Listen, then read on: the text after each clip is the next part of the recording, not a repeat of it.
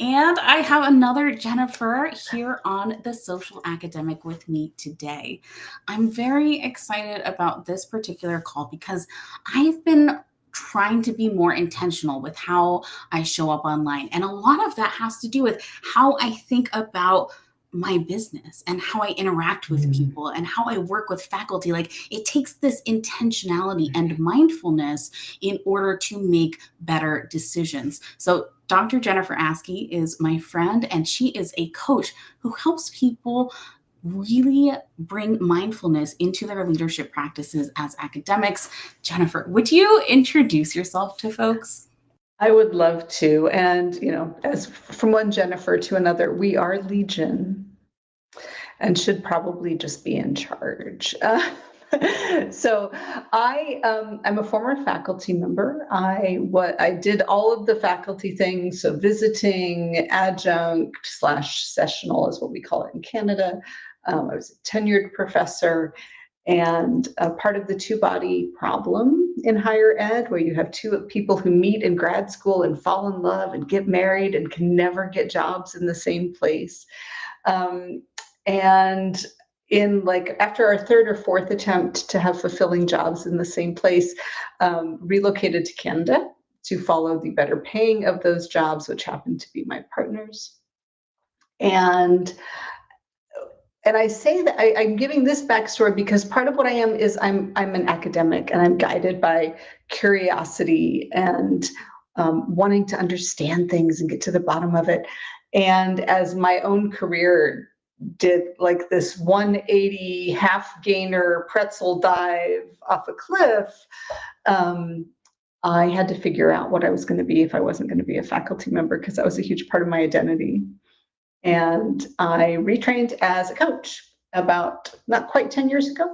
And since 2017, I have been working more or less full time, either in institutions or on my own, working one-on-one with faculty and with groups, teams, departments in colleges and universities on like self-leadership and how that provides the foundation for institutional leadership. And I do not miss teaching German grammar. I occasionally miss some of the other parts of my teaching and research role, but I have found that I'm far happier being a coach and solopreneur than I was as a tenured faculty member. And I never in a million years would have guessed that. Yeah, I feel like when I first met you, you seemed very academic in how you think and how you're curious and how you approach problem solving. Like, it's really interesting how many folks like us have just like left the academy, but still work so closely with people who are on university campuses who are making decisions.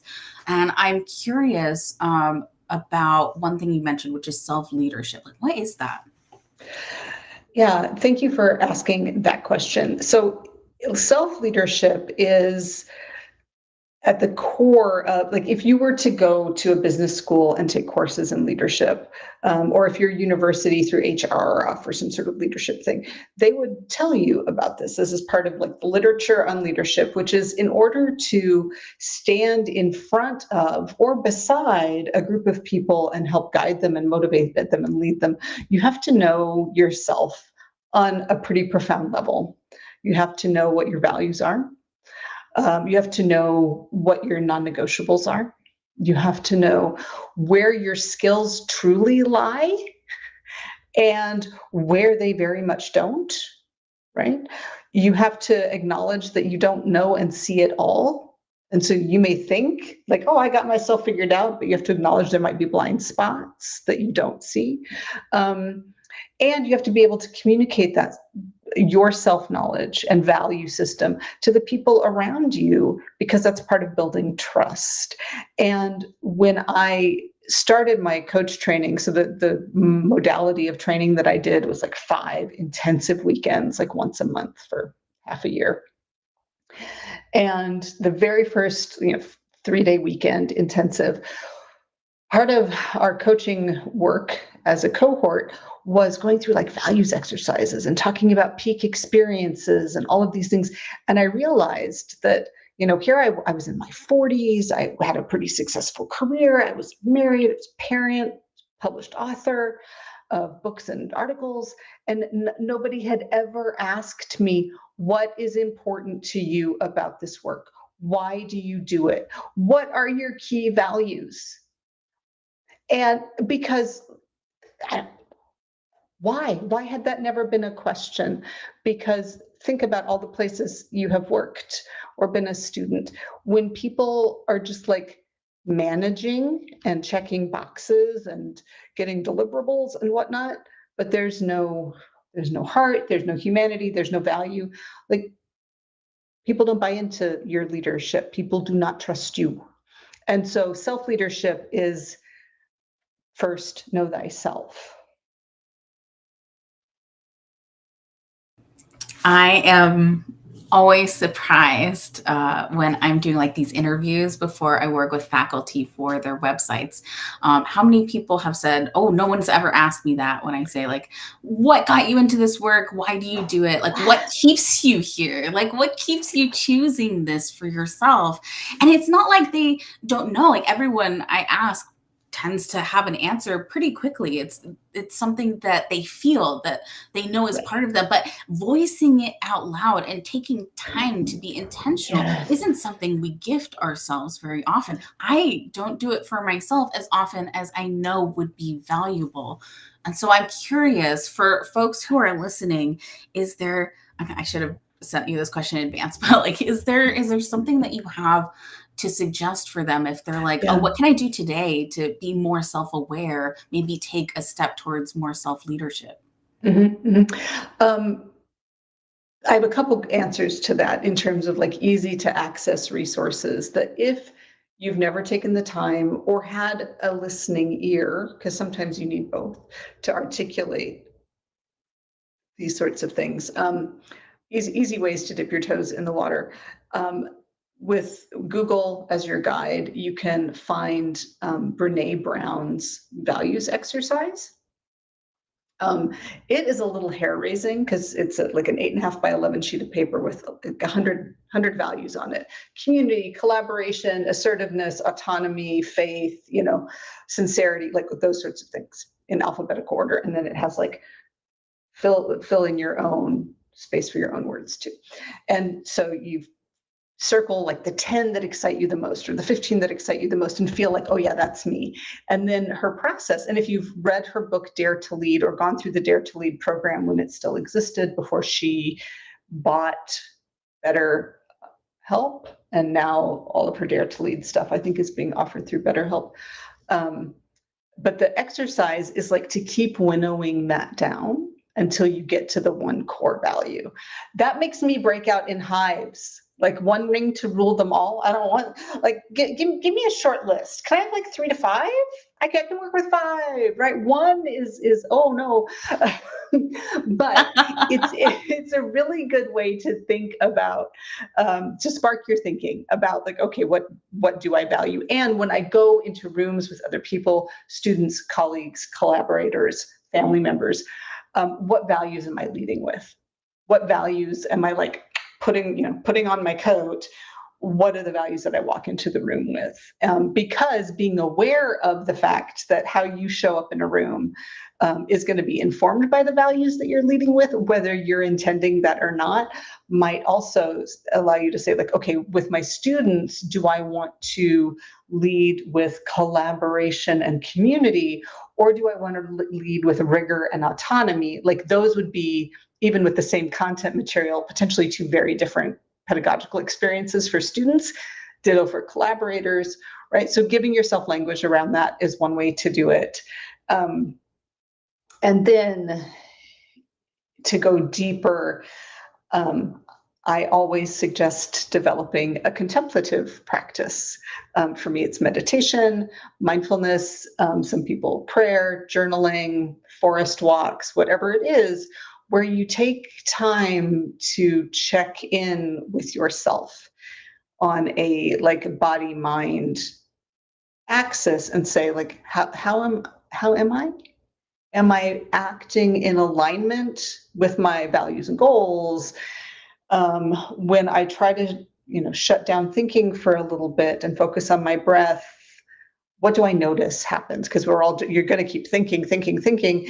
Um, am I worried about something? Am I planning for something? Right. So just giving yourself time to get to know yourself in ways that are not just the front of the room performance that most faculty tend to experience their professional identity through.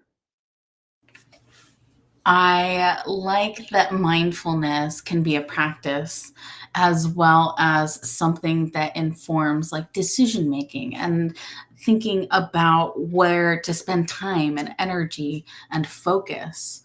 What does it mean to have like be mindful as an academic? Like what does that look like when Mhm. you have been intentional about that? Yeah, yeah. Um, so when I started thinking about my own mindfulness and how I might incorporate that into the work I do with faculty and administrators, I was like, okay, what's the opposite of mindfulness? Right? Was a question I asked myself, and I came up with like, reactivity is the polar opposite of mindfulness. So I would invite you, if you're listening, whether you are an academic or a solopreneur, like Jen and me, um, how much of your work is fueled by, not work is a vague word, how much of your day-to-day activity and productivity is seeded and fueled by things landing in your inbox on the one hand, because that is, to my mind, almost entirely reactive work. Frequently, whether it's colleagues, collaborators, students, family members, they want something, they're missing something, they're asking for something, they're handing you a problem, they're making a request. Like you didn't ask for it, and now it's in your email inbox, and it becomes a to-do item. That is going through your week, your month, your year in a completely reactive mode. And the opposite of that, like being mindful, is doing things like, okay, what's important to me in a grand scheme?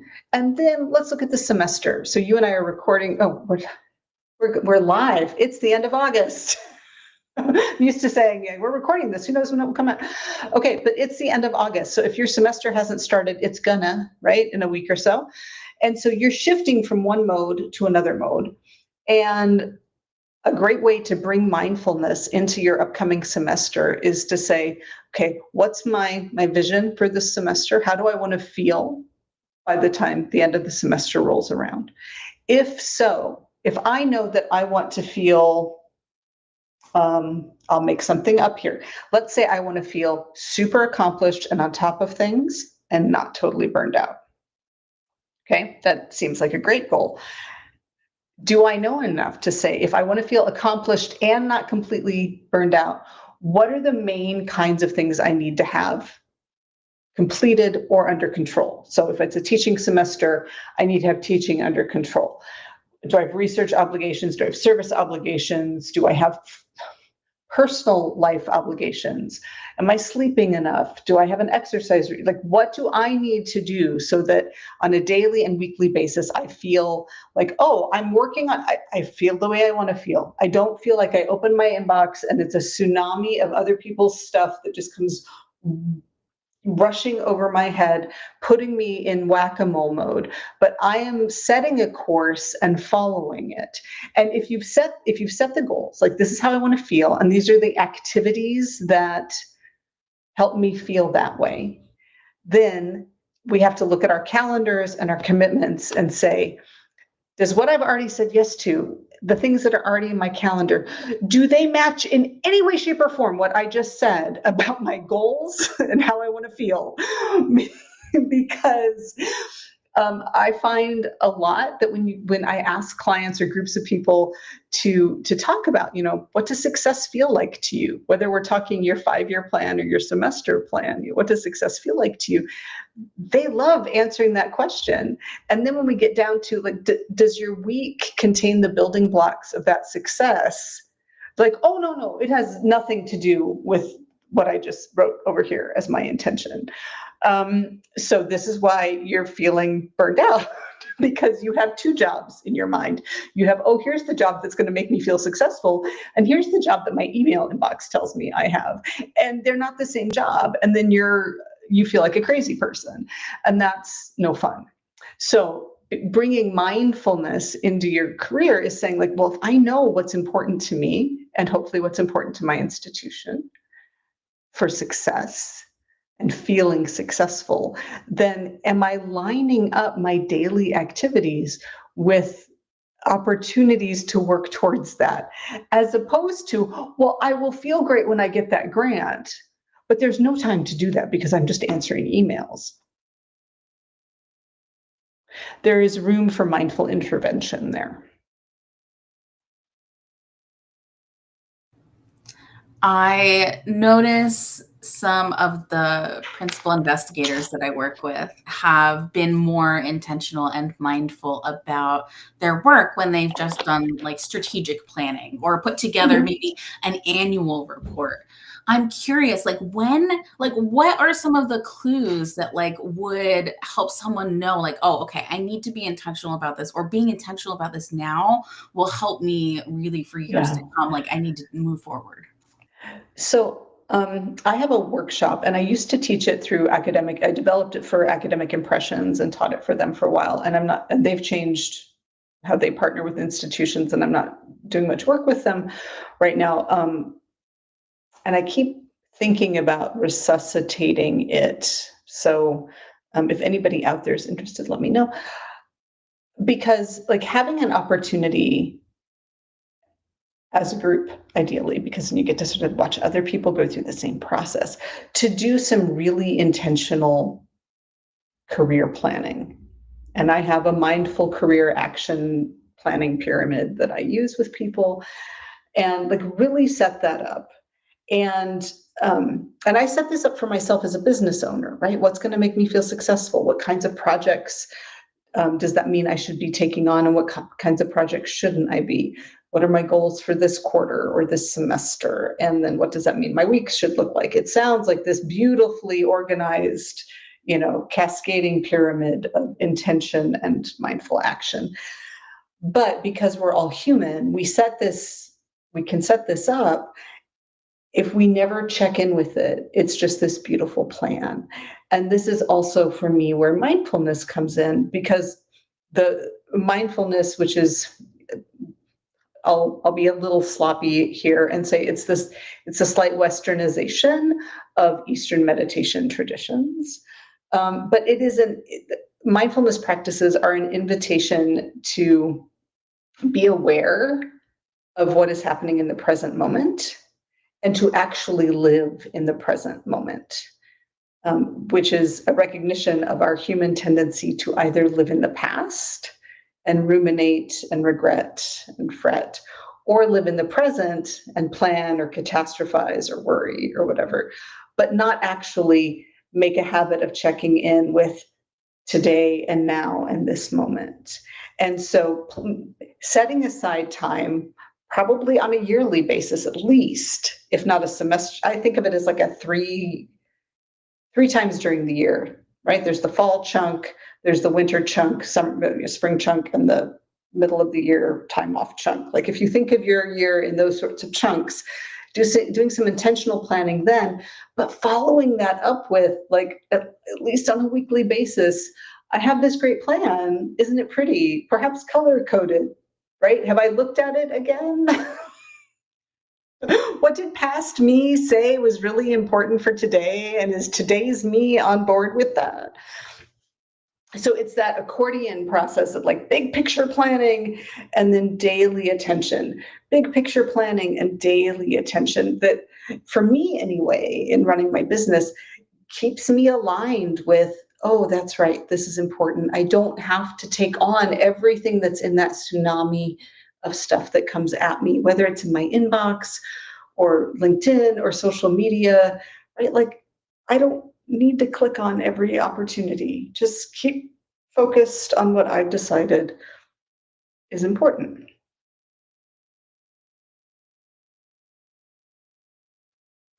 When you brought that up, you mentioned that doing it in a group is helpful. Why is that? Um, I That's a great question, and I'm going to see if I can articulate a good answer for it because I think that um, when I started doing some intentional planning like this, I did it in a group, and I was super frustrated by it because it felt slow, and I wanted to do it really quickly, and it felt like maybe not special enough for me because I am very special, and so I should be able to focus entirely on my special thing. Um, Halfway through this group thing, I was like, oh wait, I'm actually learning something. I'm learning that like where I bump up against resistance is not unique to me. It's pretty common. I'm learning that the struggle that I have in like moving from, well, here's my ideal vision of success to like the prioritization of what am I focusing on this semester to move in that direction, that intellectually, like if you just handed, I have a planner actually, like the Rocket Planner sort of works along these principles. I think the Panda Planner works along these principles. I have a planner that works along these principles. We could pass out planners and say, go fill them out, right? Call me if you have any questions, and you wouldn't do it. But when you have like the atmosphere where we're all kind of struggling with articulating these things together, you have a little bit of accountability, you have some reinforcement, and the group dynamic keeps you a little bit energized around like, oh, okay, this isn't just me alone in my office, accountable to nobody and no one. This is this is a process that if more and more people do it, maybe we feel a little bit more in control of our academic lives. I really like that. And I really relate to that in terms of resistance to like being in a group setting and feeling like I wasn't going to get as much out of it. And then being Right. pleasantly surprised that actually it allowed me to go deeper in some ways. I And was I find that our faculty friends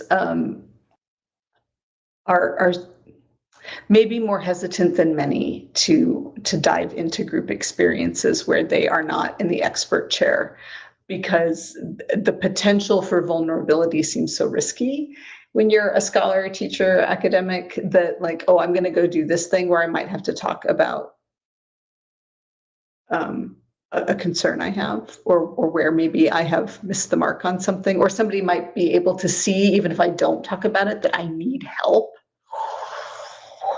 Right? Like acknowledging that you can't do it alone feels really vulnerable for people, and I think maybe especially for faculty. And so I too am always pleasantly surprised at how much I get out of being in a group. And when I have faculty who are willing to commit to a group process, they are also always very surprised pleasantly about how good it is for them. But very few people are going to put up their hands and say, oh, please let me go be vulnerable with a bunch of other folks. I was really lucky to attend like a goal setting workshop that you hosted.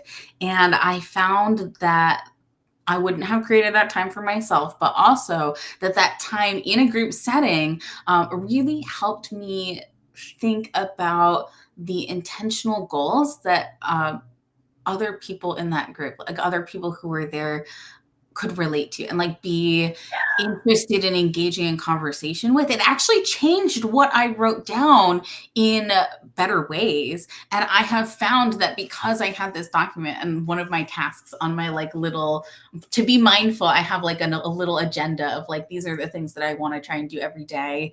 And on Mhm. that is like, go read your goals, like go read them. Right. Even if I just read one thing on that page, like that's going to be helpful for me. And live streaming, like being here on camera and reimagining my podcast, like this is a goal that I have seen through and found so exciting because it's more in alignment with my life. And so I'm curious, Jennifer, if you would be open to sharing, like, what tips do you have for faculty who are like approaching a new semester and they're like, Mhm. I need to maybe like set some goals. I haven't been Right. as mindful as I might want to be. What can I do? Right.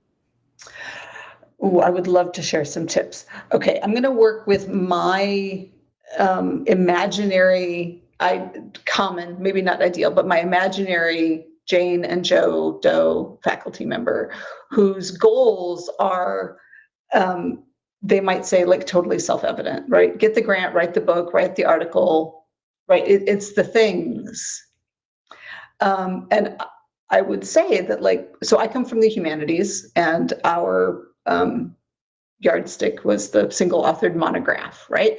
And if I were to be in a coaching relationship with a humanities scholar, it's like, well, this semester my goal is to write the book. I'm like, oh, you're so funny. No, it's not.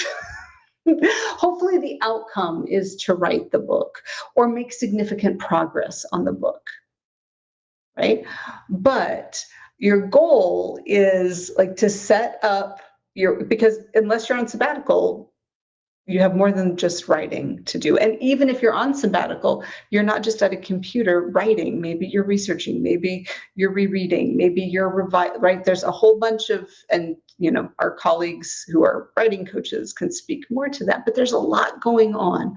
So giving yourself these goals of, well, I don't need to set them for myself because it's super obvious that to get tenure, I need an R1 grant, or to get tenure, I need a book, or I'm chair, and so my goal is just to keep things from actually blowing up. Those aren't great goals, or priorities. And so, like, starting from this notion of what makes you feel successful, saying, like, in the course of whether you have a 13-week semester like we do in Canada, or a 15 or 16-week semester, or 10-week quarters, or whatever you got going on, think about, like, in the time period that you want to plan for, what would make you feel successful? And achievement is probably part of that, but it's not the sum total of what's going to make you feel successful. And what is in alignment with your values and your life commitments? And then pick, like, okay, let's say that making progress on the big thing, the book, the grant project, maybe that is your big priority. Okay, let's take everything that you might need to do around writing the book or working on the grant and break it down. And this is like goal setting 101. And because we are smart and stuff, we skip over the baby steps. And yet it is in doing the baby steps that the work actually happens. Like, I can't just say, I understand SMART goals, and so all my goals are SMART. No, they're not. Right? Unless you actually break them down and say, okay, if I'm going to write this book, here are the 87 things that need to happen this semester, and then, like, map them out.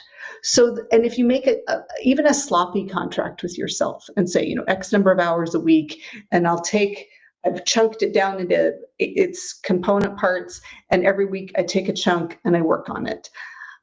That's not a super tight, write it up in a journal plan, but it keeps the guardrails up where you're like, okay, write the book. If that's your goal every day when you sit down, you might not want to do anything because it's huge, right? Let's eat the elephant. We're not going to eat elephants. So if write the book, but you've spent the time to break it down into chunks. And then during your research time each week, you take one of those chunks and you work on it. And when it's done, you set it aside and then you go do the next one, so that you trust, I've created this container, I've created a contract with myself. And if I fulfill my contract with myself, I will be just about this far along at the end of this term. Right? And so the mindfulness there is not like just running with the big picture and assuming that because I know that the end goal is the book or the grant or whatever, or the X number of publications, that I'm just working towards that until I'm done. That actually is an anxiety producing framework, because, like, work until you're done. Well, do I get to sleep? What does that mean, work until I'm done? No, like, this week I'm spending this much time, and I've spent the time mapping out the semester so that I trust if I follow the plan, I will make progress. And so there's a lot of, like, building self-trust in, if I set goals and I complete them, things happen. Then when you do it again, you have a greater degree of trust in your ability to set a goal and reach it. And lather, rinse, repeat. And so I think of that as a very mindful process, because as you do it, you will run into yourself in various ways. You will find your points of resistance. You will find what's hard. You will find where you would just rather not. And this is where working on your academic priorities can be, if you so choose, also working on yourself. Like, oh, if I have a process and I learn to trust myself and I commit to it in this way, if I complete it, what qualities, characteristics have I now adopted that kind of make me, Jennifer 2.0 or 2.1.1.0.3 or something like that, right? Like we get to work on ourselves in the process of working on our work, as opposed to just like, I got shit to do. Because like, I have to say, like, if I knew half of this, if I knew half of what I knew now when I was a faculty member with young children on the tenure track, oh my gosh, I would have slept more, drunk less, felt better. Like, I would have been a much happier person. I'm a little bummed that I didn't learn a lot of it until I left the academy and went out on my own. Now, you offer like a suite of services. Mhm. You help people with coaching skills for academic leaders. And I would love for people who are listening to this to know just a little bit more about the different ways that they could maybe work with you. I know it's Okay. personalized to each person. Yeah, that's the fun thing about talking about coaching is that, man, if I sold a widget, I could tell you the widget, but in coaching, like the client is the widget, like you're the product. So I do one-on-one executive coaching for faculty and administrative leaders. So faculty, chair, dean, all of it. And that is around success, goal setting, emotional self-management, managing yourself, leading your people, managing yourself and managing your research, your TAs. Like that's just coaching. It's what do you need? And we create a plan, and then we coach around what you've identified as your goals. And a lot of that is, I think, like a combination of internal work and external work. So there's some goal setting and some concrete deliverables, but then there's also hopefully some shifts in the way that you approach yourself and approach your work. And then on like an institutional or group level, I do workshops and facilitations. I have a coaching skills for leaders, small series of workshops that I've taught at universities that are introducing peer coaching models for their faculty and staff, where they maybe have a couple like certified coaches on campus, but then they also have a number of faculty and staff who've opted in to become peer coaches. And so I've provided some of the training for those peer coaches. And I really enjoy that work because there are so many things that we learn in coach certification that apply so easily to like navigating the personnel and emotional landscape of higher ed, where especially faculty are incredibly self-identified with the product of their work. And then I do things like department retreats and strategic planning and things like that. And for me, it all has in common, like, can we be values-led and intentional and mindful about how we come to academic work so that colleges and universities can be the best places to work on the planet, because they have the potential to be that and frequently aren't. And some of that is an us problem. Yeah. There are things we can do. We have agency in changing how we approach things, how we think about things, how we work together, how we care for each other. We have options.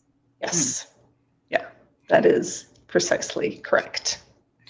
Dr. Jennifer Askey, how can people get in touch with you after this? Like if they want to work with you, if they want to connect with you, if they want to check out your podcast. Absolutely. So my podcast is the Mindful Academy. And I'm in the middle of a bit of a lull because my vacation schedule and my production person's vacation schedule, like, oh man, we've been apart for a while. But I have this year's episodes are mostly interviews with you and others, like people who come from the academy and now do other things, or who are in the academy and are bringing like interesting mindfulness and coaching insights to academic work. So the Mindful Academy is there. I am on LinkedIn and Instagram most actively, probably LinkedIn, where I'm Jennifer Askey Coach. And if you can see my name on the screen here, I'm Jennifer at jenniferaskey.com. I'm Jennifer_Askey on LinkedIn, on Instagram. Like, Jennifers are legion, Askeys are not. So I'm pretty easy to find. I love that. Oh, I'm so glad that you came on The Social Academic. Is there anything you'd like to add before we wrap up? Yeah, I would actually. So your work as somebody who does external facing communications for academics, websites, and other PR stuff. I know from my work with a lot of faculty one-on-one that especially sort of post tenure, when the when the biggest hurdle has been cleared and you sort of settle and say, okay, now what do I want my career to be about? So many people end up feeling like their true desires are maybe not seen by their colleagues, or not seen or acknowledged by their institution. And oh, can I even do that? Because now I've been doing this for so long, right? That whole identity thing at mid-career. I think that like doing the coaching things around priorities and values and coming up with a vision for your career, like how well that meshes with being able to articulate that in visible ways to external parties. And so I know you and I have talked about the fact that we end up asking some of the same questions to people because your CV is not who you are. And we have multiple ways of sharing with both a scholarly audience and a coworker audience and a student audience how to read us, how to get us, how to work with us, what's important to us. And so I find it really interesting that people who are thinking about how to communicate their value to the institution. I would love if all of my clients who were thinking like, oh, maybe I want to go into science communication, or maybe I want to do this, like, well, why don't you start with creating a website that is a portfolio of who you are, that is both academic but also not, right? So the big picture issues about life and career that we dig into really deeply in coaching, I love the way that you work with people to help them communicate that, so it doesn't just stay like, oh, here's my secret special thing that I love that nobody gets to see, because ultimately maybe we want people to see our secret special thing. I am so glad that you said that. And for anyone who's listening, like, you don't have to work with me to have that space for yourself. I have lots of resources to help you on the Social Academic blog. And working with someone like Dr. Jennifer Askey can help you be more intentional about what you want for yourself in ways that can benefit how you write your academic bio, or share on your LinkedIn profile, or post on your website. So I just want you to know that it has so many amazing benefits for how you think about and share about yourself. Yeah. And getting clear on who you are right now and having opportunities to touch base with that, because maybe the vision of you as an academic and vision of your career that you established when you were a grad student or a postdoc isn't who you are now, and that's okay. And yet your job, busy as it is doing all the things, might not invite you to carve out that time to be intentional about, like, let me take a minute, recalibrate who am I now? What's my focus now? How do I want to communicate my intentions and my value to the institution now?